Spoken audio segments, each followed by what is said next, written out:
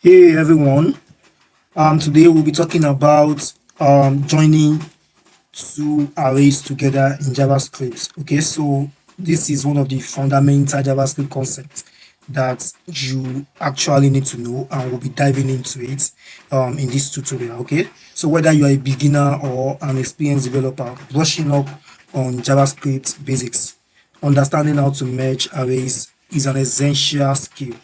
By the end of this tutorial, you will know multiple ways to combine arrays, when to use each method, and some pitfalls, that you can watch out for. Okay, so let's just get started. And yeah, so I'll be using three methods to explain clearly what how we can join two arrays together in JavaScript, because this is actually very important if you are combining multiple data sets, like merging sales numbers from different months, and also if you are creating a single list from multiple sources such as user IDs or product prices. Okay, and it's also good for manipulating data before sending it to an API or storing in a database. Okay, so JavaScript provides several ways to join arrays, and I will be exploring three of those ways in this tutorial. Okay, so first I will talk about the concat method. Okay, talk about the concat method, and also we'll be talking about the spread operator method. Okay, I don't know if you all know what spread operator is. Okay, but we'll be using that, and also we'll be using a much older version of prototype push. Yeah, and we can also say push apply. Yes, because you need to apply whatever you are pushing to the array of prototype. Okay, so now let's go to the first one, which is concat. But before then, I will want to have our example of arrays that we'll be working with. Okay, and I will want to do that above our comments. Okay, so I want to say const array1. I want to set that to equal to 1, 2, 3, sorry, 4, and 5. And next, I'll say const array2 and set it to equal to 6, 7, 8, 9, and 10. Okay, so those are the two arrays that we'll be working with. Those are the arrays that we'll be trying to join into an array. Okay, so like I said, we'll be using concat first. So I can say let merged array, then I'll be using concat. Okay, so concat, let merged array concat to equal to array1 dot concat. Then I just want to add array2. So that's it. It's that simple. Okay, and then okay, so this is an array, not array1. Okay, so next I just want to console log merged array count, like that. Okay, so you can see that the two arrays have been merged together to give us just one array of 1 to 10. Okay, so that's how concat work in JavaScript. Okay, and also we'll be talking about the spread operator. Okay, so spread operator, we can say let I can say merged array using spread. Okay, let me just say that. Then I just want to say, okay, so this we take an array, then we want to spread array1, and also want to spread array2. That's simple, right? This using the spread operator, it's much simpler. Okay, so I can just say console the log merged array spread. Okay, you can see that we have been able to come out with the same results as the concat, and it's very efficient. Okay, so for the last one, which is a prototype method. Okay, so to do the same thing we have done with both the concat method and the spread operator, we can also say let's merged.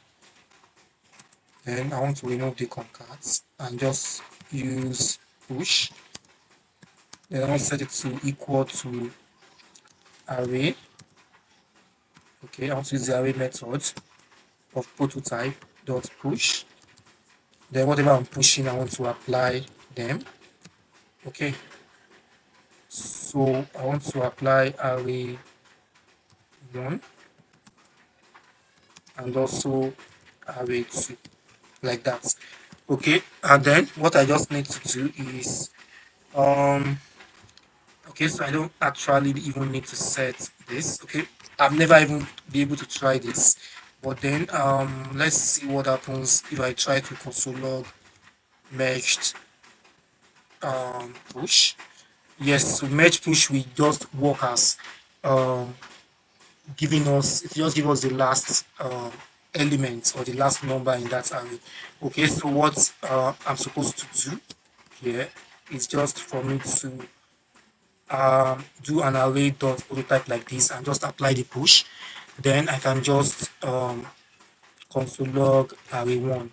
Then I'll be able to get uh, my output. Okay, you can see that with array prototype we are also able to get the same result as the results that we got from the other two. Okay, so this is joining an array in JavaScript. Okay, and one of the things that I will be showing you, like I said, is that I'll be trying to compare performances of all of these methods. Okay, and to do that, one thing I'll do is um, I want to add uh, console.time here. Let me just say console.time. Okay, then I just want to do concat.